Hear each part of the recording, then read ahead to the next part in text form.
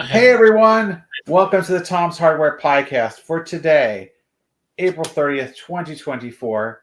As always, I'm Tom's Hardware Editor-in-Chief, Avram Pilt, joined by Associate Editor Les Pounder. And today, we're very fortunate to have the Pi Wars team here with us to talk about the world's leading Pi robotics competition, which happens annually and was held, a week and a half, the week before last? Just over a week ago. So, and Les got a chance to attend and put up a very detailed story on our site, which was really cool. And he's got a lot of neat pictures. But before we get into the pictures, do you guys want to introduce yourselves? Hi, I'm Tim. I devised Pi Wars back in 2013, 2014 as a way to introduce people to robotics and actually having a purpose for creating a robot and doing something. Mike? I'm Mike. I do all the comms and all the logistics on that end for Pi Wars, and I'm Dave, and I've been helping out with course building and other sort of general organizational stuff that goes on in the background. Great. So how do you guys feel that it went, that this year's Pi Wars went? Wonderful. It is. We had 2019 was our last fiscal event. 2020 we were planning to do disaster zone, and the world got into a disaster zone. Yeah. So literally it was a few weeks before the 2020 event that we actually unfortunately had to cancel. I think it was 3 weeks. Yeah. Yeah, it was about 3 weeks. Yeah. Yeah, life imitating art. Yeah. Yeah. Very much so. Which was a real disappointment, but I think it was the right thing to do. Yeah. Because we had lockdown just before that. But during 2020, 2021, and in 2022, we actually ran some Pi Wars at home events.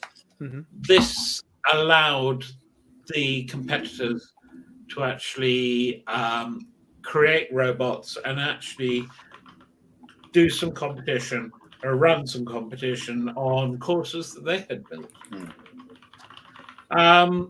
But we did ask our Pi Wars 2020 course builders to keep a hold of their courses and store them literally for the last 5 years. Yeah.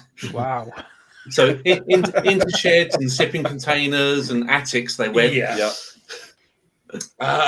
So it was vital that this year we decided we really must use those courses and get people to compete this year in the disaster.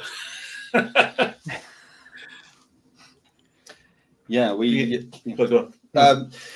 Yeah, I was just. It was part of the sort of appeal to this one was just it was sort of bringing it back in person. It was being able to see everybody that we have talked to previously at previous Pi Wars, or we've talked to over communications, and to basically just see all the parents and the kids and the other sort of competitors' faces as they're getting very, very stressed when their robot isn't working. Or I mean, we had so many. I mean, on the first day, on the Saturday, we had so many schools, the teachers and the kids come up to us after the event going, sort of, what's the next theme going to be? You know, they're already getting their ideas in to start building new robots. They're pushing ahead. They are very, very keen after they've sort of gone through one of the events, seen what it's all about, and had some fun. Yeah. Yeah. There was a real. Sorry, Les, go on. you can see it in the kids' faces on day one. They absolutely Absolutely. enjoyed every moment of it. Even when it all went wrong, their faces were lit up. It was brilliant. Yeah, there was a real buzz about the place, which is what we loved from the physical events that we had, the in-person events we had previously, and it was like 5 years hadn't happened, wasn't it? Which was absolutely lovely, and the venue that we were at, the William Gates building, we had Martin there and Caroline, that they sort of welcomed us back with open arms, and we had a new sponsor, Carl Henrik, who sort of put his name forward to be the responsible person on the day. The responsible adult. The responsible adult, yeah. We need a responsible adult looking after us. None of us are. I mean, just seeing the children back in the room, seeing them running around, getting to the next part of the competition, the courses they were doing, hearing their chatter, seeing them solving the problems that everybody has with the robots. Hearing the celebrations hearing the celebrations was just phenomenal.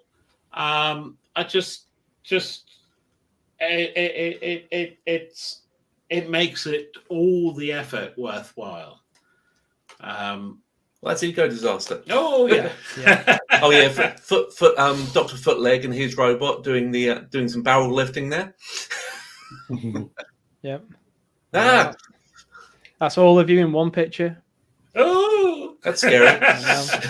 But it's not to scale. Don't worry.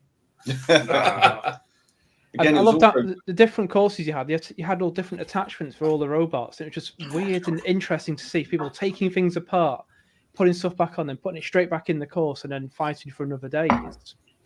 It was awesome, but it was also weird to see because these robots have spent so much time building, and there they are with screwdrivers, hot glue guns, taking and ripping things apart and building them again to make cool things for the next challenge. And there is nothing that gaffer tape can't solve. Hot glue. This year, hot glue came into its own with one of the courses. It's always been part of the ethos of Pi Wars, is that we get robots that can actually take on multiple challenges. There are a lot of robotic competitions that a robot can do a single thing. You make it to do a single thing, like climb a rope or put in boxes in a certain box.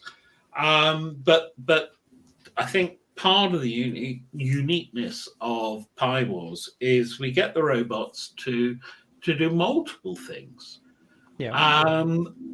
So there is the basic robot that will drive around, and then they have the attachments to be able to do the other challenges. So that's whether that's the vision challenge, so they put a camera on, whether that's Pine Noon, they put a pin on, or a zombie apocalypse where they shoot. Or even changing the wheels to go from standard sort of RC tyre style things to the Mechanim or Mechanim wheels that you can see on there, where they can then take their robot and drift it sideways and be more manoeuvrable for specific tasks. The ones. This course is the escape route, isn't it? This one. Yes. So this is the one that I saw Brian Squared do their run on.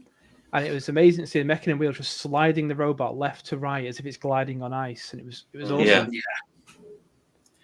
Mechanim wheels. I think we had in 2017, maybe 2018, but we only had one or two robots. But then the year after, we had school robots with the Mechanim wheels.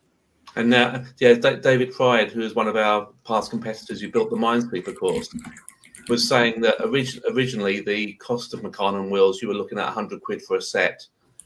And he was then saying, they then got cheap. And the first year when he used them, he had to 3D print them all. And now you can pick them up for £10 a set, maybe with a robot attached on AliExpress or eBay. Yeah, but it's the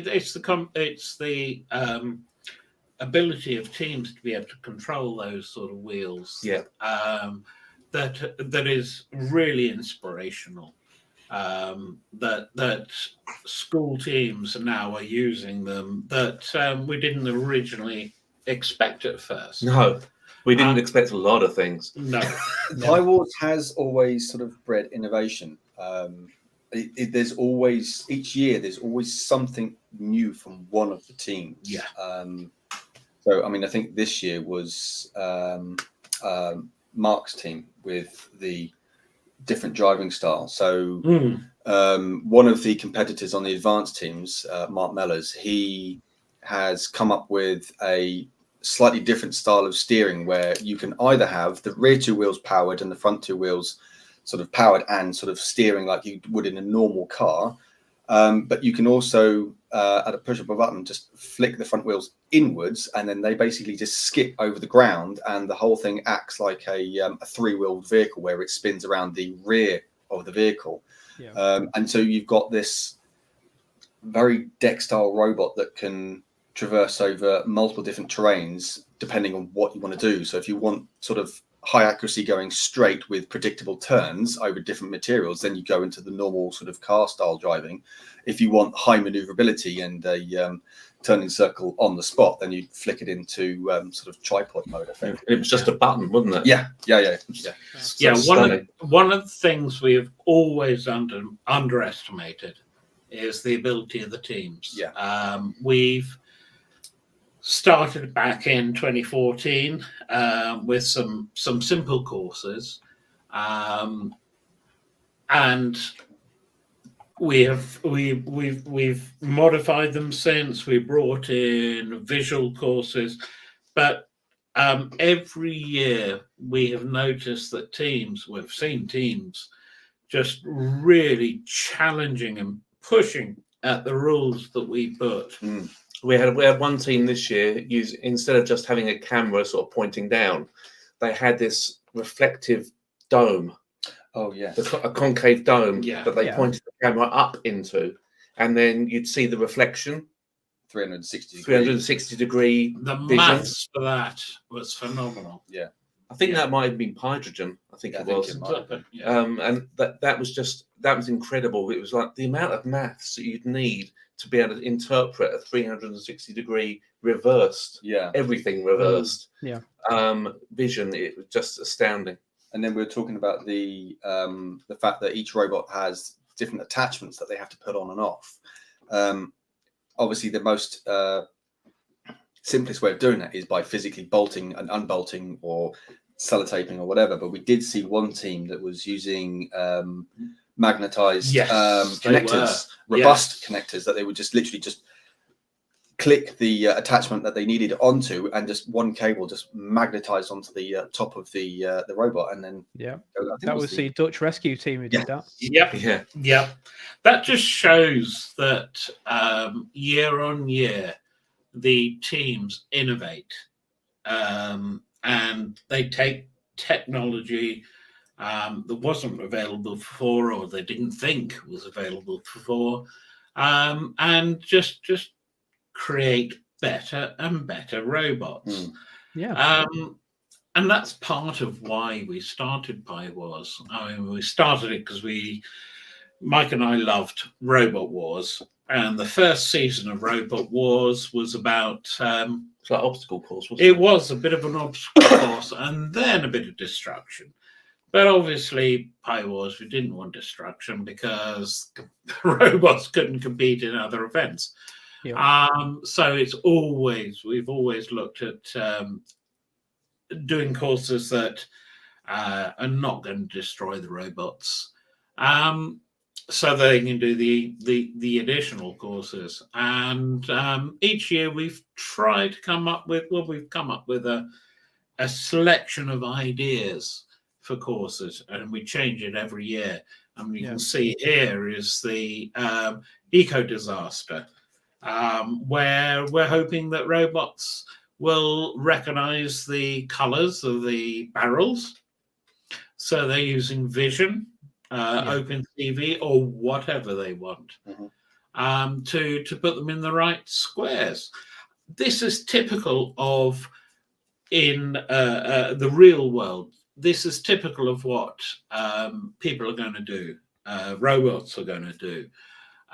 So we're trying to think, well, okay, it's not just this competition, but it's actually what people may be doing in the future with taking on, doing their robotic courses, working for businesses, that car driving type recognition. Yeah. It's the beginning for them. Yeah, we had John Chinner from Airbus on both days, I think. Yeah. Yes, he was. Yes. He was sort of going around chatting with everybody. Yep, he's John Chinner on the chat there. Yeah. Hi, John. He was sort of entertaining the children that were sort of spectating or in between events and chatting to them about what they can do with those robots that they've built and what the industry is looking for, and trying to sort of guide them down one possible route of what they can do from here. And that's like the core sort of behind Pi Wars, is sort of helping kids and adults alike learn a new skill and then take that new skill and use it in the industry or use it to have fun later on in life. Definitely. Yeah. Well, talking of kids, I'm going to put this picture back on the screen now. We had, I think this was Corona Schools, either Alpha or Beta, I'm not too sure which team it was. Yeah. And their robot, if we look on the course, it's one of those generic plastic kits that you can pick up for about $10. They're not expensive, but the ones that have the horrible yellow motors. Yep. Oh, it's a really, and I mean it with love. I have a lot of these kits, and using them with kids, a really cheap kit like this gets their imagination going because they've got places to put the batteries, the Pi, the motors, etc., etc. But if we look to the left of the shot, we see a person with a tablet, and it's got blue squares on it. That's Martin O'Hanlon's Blue Dots project. Yep.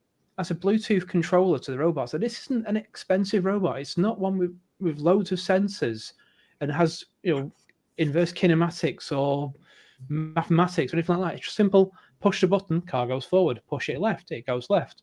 But this gets the kids infused. They see what they can build from a really cheap robot, and they want to think, what can I do with it to make it better next time?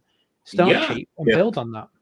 You don't have to start with an expensive robot. We have teams competing with the CamJam EduKit, which is only £20, which is just two of those yellow robots on a wheel. It can compete. Yeah, maybe it's not going to win, but it doesn't matter. It's the start of something. Yeah. It's the start of learning how to control something, how to detect the world around you, and that is all the beginning of getting a rover on Mars. And we've always said that there's 7 challenges in Pi Wars. Actually, there's 8. The first one is the most important one. Is that's actually getting there and turning up. Yeah. Turning up with a robot is part of the challenge. It is not easy. It is designed to be. It's almost, as you say, it is almost one of the additional challenges of the day is actually just to have a robot that can do it and sort of turn up and physically do roughly what you're expecting it to do. Yeah. And Corona Schools, I had an email from them. They were saying that the 2 teams didn't do brilliantly well. They were easily in the bottom half of the table, but they got a lot out of it. They learned a lot, and they're now looking to see how they can turn Pi Wars into sort of an end goal for their curriculum. Yeah.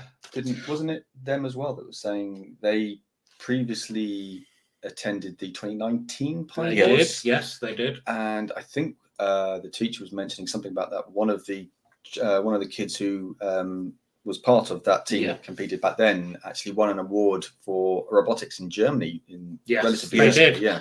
Yeah. Wow. I think they mentioned Pi Wars when they were. That was the reason why they got into robotics. And we're seeing a lot of Pi Wars mentions in personal statements, and they'll contact us and ask if it's okay for them to use it in that context. Yeah. There are a lot of people for example, from CNN Makerspace in America. who they're in Albuquerque in New Mexico, and it's not a wealthy part of America, but there are people who have competed in Pie Wars that have come. That's them.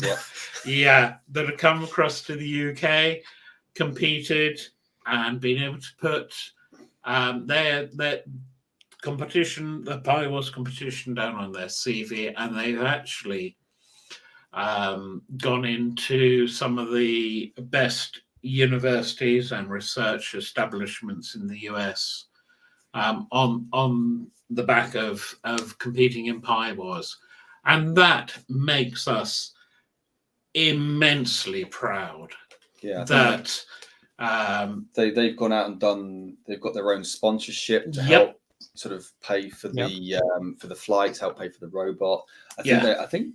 Did someone tell me that they actually do like car washes as well? Oh, they do. Car washes is a favourite of theirs. Yeah, they do car washes. They work in McDonald's and other fast foods to help the just to raise money to be able to get to the UK to compete. And bless them, they don't leave it there. They volunteer to be judges on the Saturday. Oh, yes, they did. Yeah. And they were amazing judges. They're just fantastic. Very enthusiastic. Yeah. And they could be on the show in a few weeks' time. I'm speaking to Kerry now. Brilliant.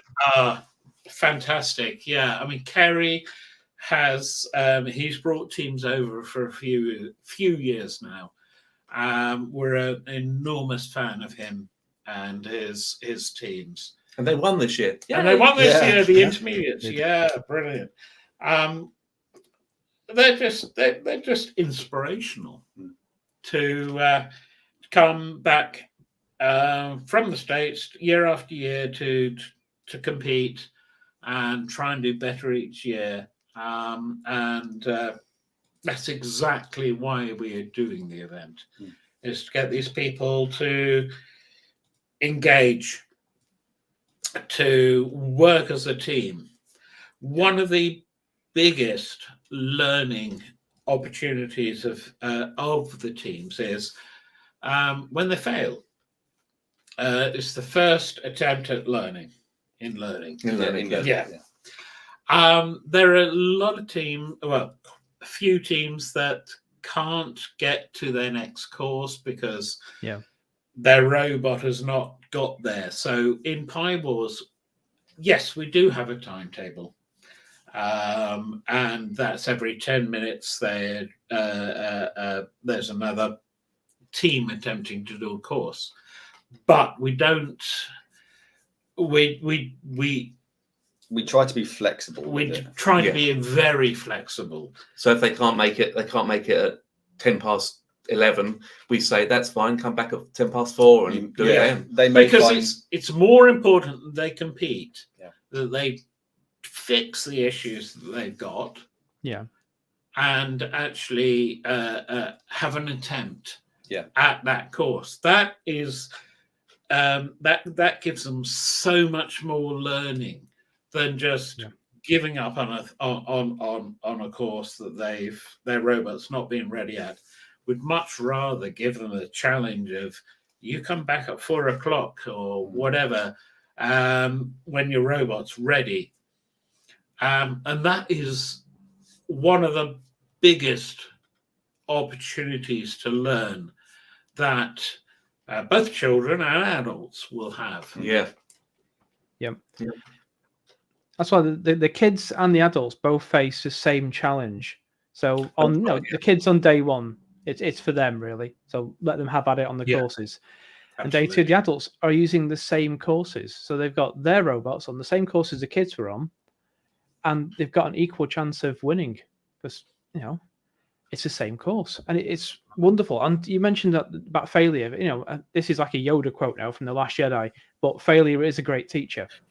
You learn a hell of a lot by breaking stuff. Yes, that is always the case, right? You have to learn how not to build something. Let's see, John's in the chat, so he's asking the question. So, for next year, perhaps, what can the community do to help, especially those that are not local? Well, we've been chatting about this, and we're trying to work out what the future will be. And what we want to start with doing is by basically writing up a list of jobs that that we have to do, that have to be done, and what the deadline is, and that kind of thing. And we'll probably end up throwing it out to people and saying, right, ideally we'd want to sort of meet up in person maybe once, and then have online meetings from then on, and sort of divvy up the work a little bit and take the pressure off us as organisers. So we could have somebody who liaises with the sponsors who are always incredibly generous. We are incredibly grateful to them. Every single one of them. Always very grateful to them. But that's a job. Liaising with them is a job. And then we have doing the program, which we give to everybody on the day, which has got a list of teams and a map and that sort of thing. That needs collating, and we were very lucky this year to have somebody who there it is. Paddy Evans, somebody we know from EMF camp, and his parents did the MK Raspberry Jam. He did that for us this year. And that was incredibly helpful because that's a job I normally have to do. And at the end of the day, all I had to do was get the PDF off of him and stick it into the printers. And that there are jobs that can be helped with. Yeah, absolutely. There are a massive amount of jobs. Mike and I have been running the event for 10 years 10 now. years, 10th year anniversary. Just to say how many jobs there are, I've seen the Trello boards. They are immense. And we God bless Trello. And Mike and I get very stressed when jobs don't get done by the time we expect them to be done, because we know when things have to be done by to create the best event. We cannot have things last minute. It's not that sort of event. We have to be comfortable with when things are done, that month, 2 months before they're done and complete, and that's fine. We don't have to worry about them then. And that's the best way to be, because there are a lot of things that have to be done last minute. There's things like booking the pizza van and the coffee van. That has to be done months in advance. Months in advance to make sure we get them there. It may seem quite small, but if we don't have them there, everybody's going to be hungry. You don't want roboteers who are hungry. No, that's what we found. No. Or hangry. Yeah.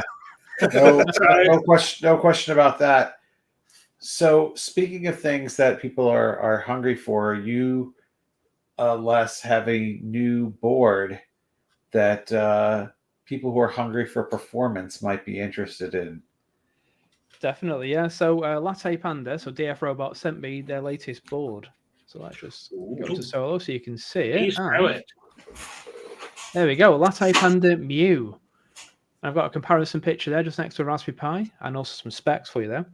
It's a module, basically. It's pretty much like a Compute Module 2 or 3 for the old ones. The CM4 has a different connection, but this uses SODIMM connections, so you can plug it into a board. It's got an Intel N100, which is an older like CPU, and according to the blurb on the DF Robot website, it's faster than a Pi 5, and the Pi 5 is already really fast. So you can see. So is that the same SODIMM that the CM3 and CM4S has? Correct. Yes. Yeah. Okay. Same connections, but it's an Intel chip. So we've got an x86 CPU, so we can put whatever OS we want on it, be it Intel, be it Ubuntu, whatever. Nice. So I've got one for testing. I'm going to have a play with it pretty soon. There's one in the flesh for you to have a look at. No overhead camera this week. I ran out of time, so did it the old-fashioned YouTuber way. Hand to the camera. There we go. Really nice little module. And there's the Latte Panda logo on the back. So it's just a module. So you have the connections on the top there. Do you know what? I don't know about them. I know they're flat flex connections, but I don't know what they are. That one I'm guessing is LVDS, so for like a screen of sorts. But there's going to be some some sort of serial connection there. But we've got 8 gig of RAM, 64 gig eMMC on there. But Nice. it's just a module. There's no way right now to connect up to anything on it. It's just a module. So how do we do that? Well, tell you a segue. Breakout boards, just like the Raspberry Pi's got carrier boards. We've got these carrier boards here. This is a smaller one. So your board goes in there. Hang on, it goes in there. I'll get it right one day. There's a PCIe slot. See ports there, 2 of them. Yeah, USB ports, Yeah. Ethernet ports, PCIe port there, Wi-Fi and Bluetooth. Yeah, that hand there. There you go. I should just paint my hands, shouldn't I? So I know which one's what. So unlimited GPIO. It looks like I2C on the top there, but I've not tested that yet. This has been on my bench for about 4 days. I've not had a chance to test it yet. So this is the basic in your breakout right board. hand, those ports in your right hand, just under That yeah, one. those ones. PCIe. Yeah. on there. Oh, okay. So that's your connection to like a breakout card of sorts. So there is another breakout board, another carrier board. This is the mini ITX version. Let's get it the right way around. So there we go. So this is pretty much like a PC motherboard. So when you drop in the chip on module in there, you've got an N100 based Intel PC with 8 gig of RAM. Dual Ethernet, dual HDMI, more PCIe ports, more GPIO, more USB, basically more of everything. But this is what I'm going to be testing out pretty soon. And also, yes, it has beefy cooler as well. Look at that. But that chip there, the actual What's the cost new, compared with a Raspberry Pi 5? right? Be interested to hear that. $139 for that.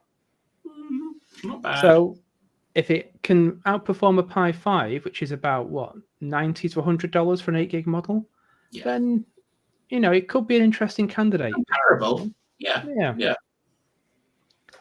There you go. But the Pi 5 doesn't need a carrier board. No, but the Compute Module Maybe 5 will. Japan. Yes, but I'm just saying, like, you're paying for. You also have to count the cost of the carrier boards in. But Yeah. with stuff like this, it's for people who want to design their own embedded devices, isn't it? So they want to drop this into something and make their own product, just like the old, was it the Otto camera, which was the first Compute Module product that was made from it, and NEC TVs, which have Compute Modules in these days. Yes.